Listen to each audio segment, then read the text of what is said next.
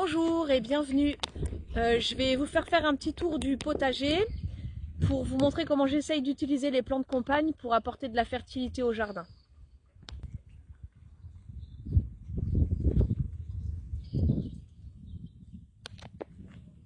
Donc voici la première partie du potager qui se compose de zones surélevées et dans laquelle j'ai commencé à installer des pieds de consoude. Alors, la consoude, au départ j'ai acheté 6 plants que j'ai installés ici et ça fait 2 ans que je les dédouble. Et alors au début j'ai commencé à les installer juste dans les coins des zones surélevées. Mince. Hop. Comme ici par exemple. Ici aussi, voilà. Et maintenant, donc ça, ceux-là, je les ai mis il y a 1 an et demi du coup. Cet hiver, je les ai dédoublés. Donc celle-ci, je l'ai dédoublée ici. Le but, à terme, ce serait d'avoir une ligne sur le milieu des zones de consoude, donc, plus au coin.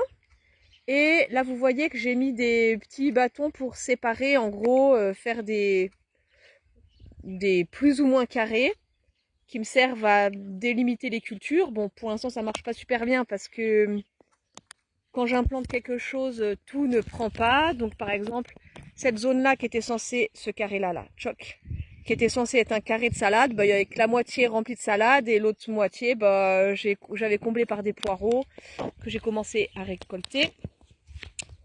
Voilà.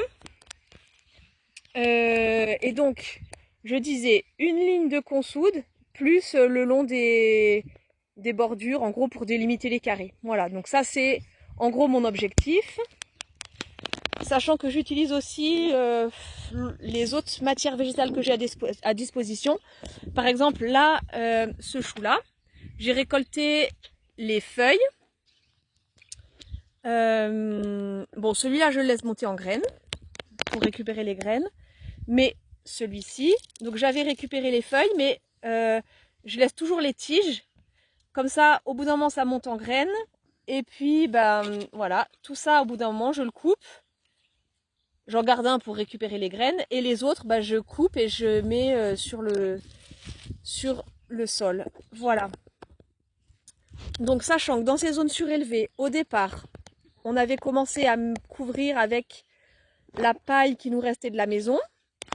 Les années d'après, on avait récupéré du vieux foin chez un éleveur en face, du foin qu'il ne pouvait plus donner aux vaches parce qu'il était trop vieux.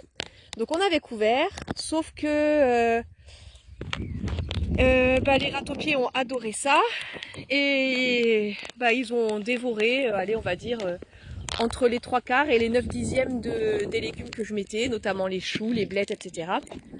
Donc là c'est le deuxième hiver que j'essaye de plus mettre de foin ou de paille, mais sauf que pour maintenir la fertilité, il faut quand même trouver des solutions. Donc là, pour l'instant, j'ai mis 2 cm de compost, plus du broyat qu'on obtient avec les saules qu'on a plantés sur le terrain et que je coupe tous les hivers. Voilà. Plus, du coup, la consoude. Voilà. Donc là, je l'ai coupé hier. Donc voilà, je coupe, je pose au sol. Bon, là, je l'ai laissé entière, mais sinon, je coupe en plus petits morceaux. Là encore, il y a encore des morceaux de choux. Voilà, bon, en gros, j'essaye d'avoir de la matière verte. Donc, sachant que là, il n'y en a vraiment pas assez encore. Donc, c'est pour ça que je veux vraiment dédoubler les consoudes. Voilà. Et dans ces zones surélevées, il faut que j'aille un peu plus haut. J'essaye de mettre une autre plante qui est très volubile mais qui se répand beaucoup.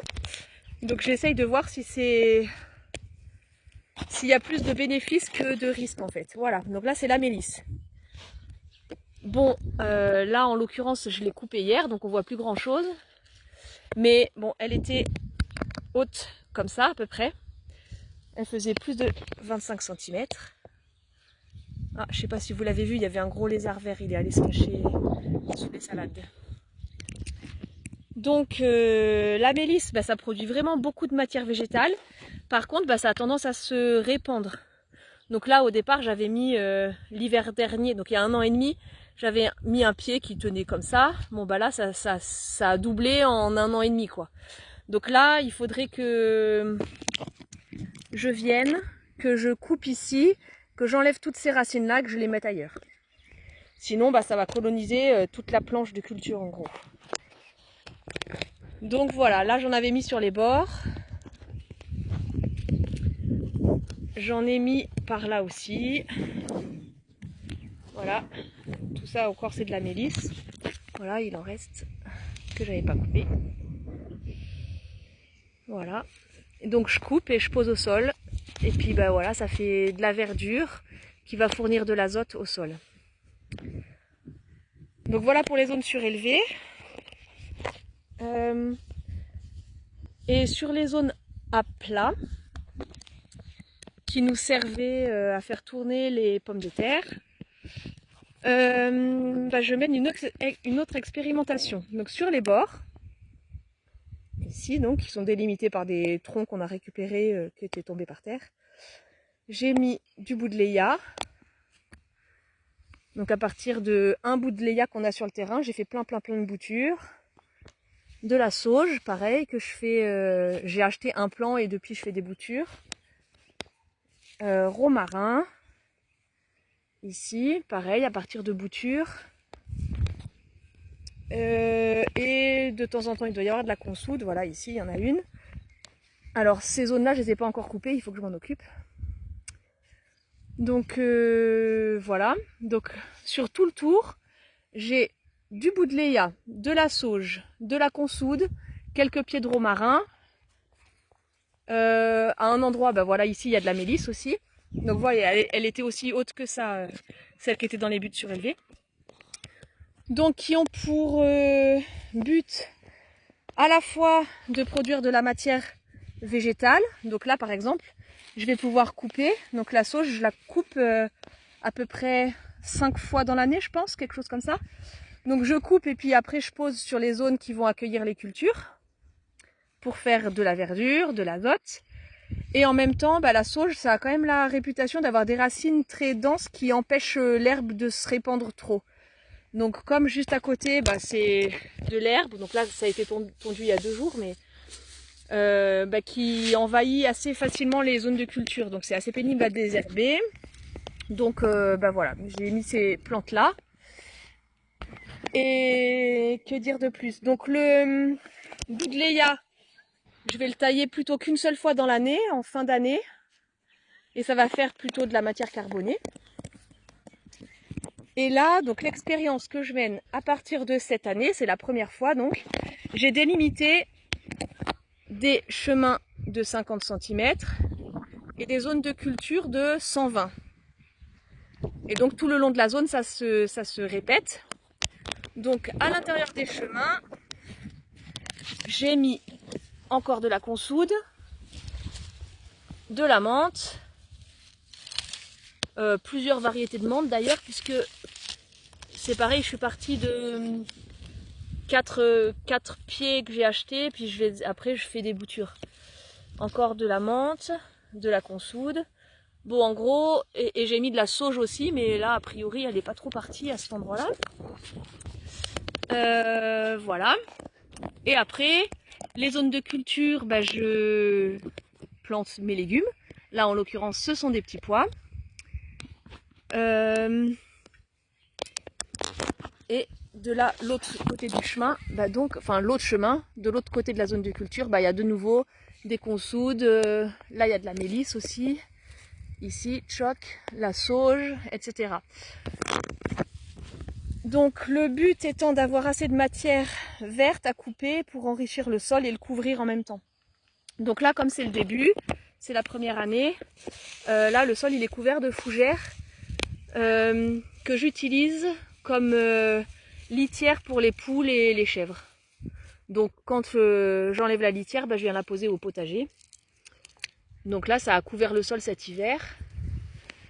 Et puis ben, on verra cette année. Je pense que cette année j'aurai pas assez de matière végétale parce que c'est le début, donc ça va pas être encore très productif. Mais le but c'est qu'au bout de quelques années, mes chemins ils soient vraiment remplis de verdure, que je puisse couper et poser sur les côtés. Et j'ai pas fait cette année, mais je vais essayer, je pense, d'ajouter au milieu de ma bande de 120, d'ajouter quand même une ligne de verdure. Alors peut-être moins, pas de la mélisse parce que là ça risque de trop se répandre, mais peut-être, je sais pas, ou de la sauge ou encore de la consoude. Voilà, et sachant que j'ai aussi, alors celui-là il est pas en forme, j'ai aussi mis des boutures de saule. On va en voir là, qui sont en meilleur état. Voilà, ceux-là elles sont bien partis ces boutures-là. Choc, là et là. Voilà.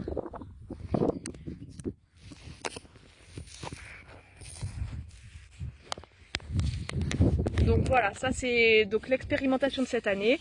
On va voir si ça fonctionne ou pas. Voilà. Et je vais vous montrer une autre bordure que j'ai essayée aussi. Donc là, la bordure, je rappelle, c'est Buddleia, consoude, sauge et un peu de romarin ici. Là. Et on va descendre par là-bas.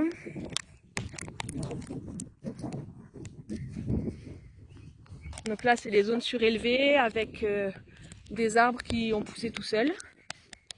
Donc je les laisse, je coupe juste les branches basses pour pas que ça gêne quand on plante ou qu'on récolte et que ça fasse pas trop d'ombre non plus. Mais en été, un petit peu d'ombre, bah, c'est pas de refus. Parce que ici, on est en plein vent et en plein soleil aussi. Plein sud et plein vent. Alors, voici donc une autre zone dans laquelle pour l'instant j'ai pas du tout fait de plantation de biomasse à l'intérieur des zones, mais par contre j'ai déjà fait les bordures. Donc là sur ce côté on retrouve Buddleia, là, sauge, vous voyez comme elle se plaît bien. J'ai mis hop des saules aussi, consoude. Ouais, j'ai fait des essais de romarin, mais ils grandissent pas beaucoup. Ils tiennent, hein, mais bon, ils grandissent pas énormément. Là, vous voyez, il y a un petit arbre qui pousse tout seul. Du coup, bah, je pense que je vais le laisser, celui-là. Encore du saule. Et donc voilà, là, c'est la bordure. Donc, il se trouve côté sud-est, du coup. Sud-est, ouais, c'est ça. Alors, j'ai une ligne de mélisse. Une ligne de sauge, plus Buddleia, plus saule. Bon d'ailleurs il y a deux lignes de saule, puisque au milieu des mélisses il y a aussi des saules. Voilà. Et de l'autre côté, à la place de la mélisse, toc, ce côté-là, bah, j'ai essayé de la menthe, mais du coup bah, vous voyez, la menthe elle est beaucoup moins feuillue, bien qu'elle soit bien présente. Voilà. Par contre, la menthe c'est vraiment plus facile à dupliquer puisque il suffit de prendre une tige, de tirer dessus, hop, vous dégagez les racines et il suffit de replanter ça ailleurs quoi. C'est ce que j'ai fait pour mettre dans tous les chemins là-haut là. Voilà. Donc j'ai fait pas mal d'expérimentations, différents types de plantes pour voir ce qui fonctionne chez moi en fonction de mon sol, du climat aussi, de la météo, etc. Et puis donc je suis très contente pour l'instant des bordures. Donc j'essaye là où il y a des trous maintenant de faire encore des boutures et puis de repiquer là où il y a besoin. Encore un petit arbre qui pousse, un châtaignier. Et du coup maintenant ce qu'il va falloir travailler c'est vraiment la biomasse à l'intérieur des zones quoi. Voilà. Voilà pour mes expérimentations. Et puis dans quelques semaines, je vous montrerai Parce que là pour l'instant, donc toutes ces plantations là de biomasse, ce sont des vivaces. Mais pendant la saison, en été quoi, je mets aussi du tournesol et des maïs, dont je garde un certain nombre pour récolter les graines, pour les utiliser nous.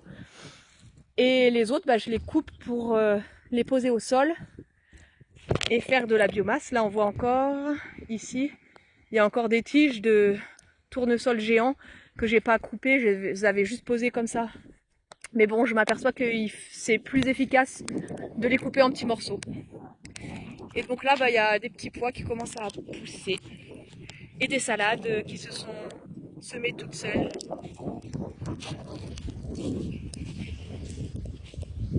Puisque les salades, je coupe que les feuilles. Attendez, il faut que je me mette pas à contre-jour. Voilà. J'enlève juste les feuilles en partant de l'extérieur. Du coup, elles produisent plus longtemps, je trouve, les salades, puisque à partir du centre, elles refont des feuilles. Et puis à un moment, la tige commence à monter, elle fait des fleurs, elle fait des graines. Et elle se ressème toute seule. Et du coup, après, j'ai la chance d'avoir des jolies petites salades super mignonnes, super bonnes et bien résistantes, que j'ai absolument pas pris la peine de semer, puisqu'elles sont venues là toutes seules. Donc c'est plutôt chouette. Voilà. À bientôt!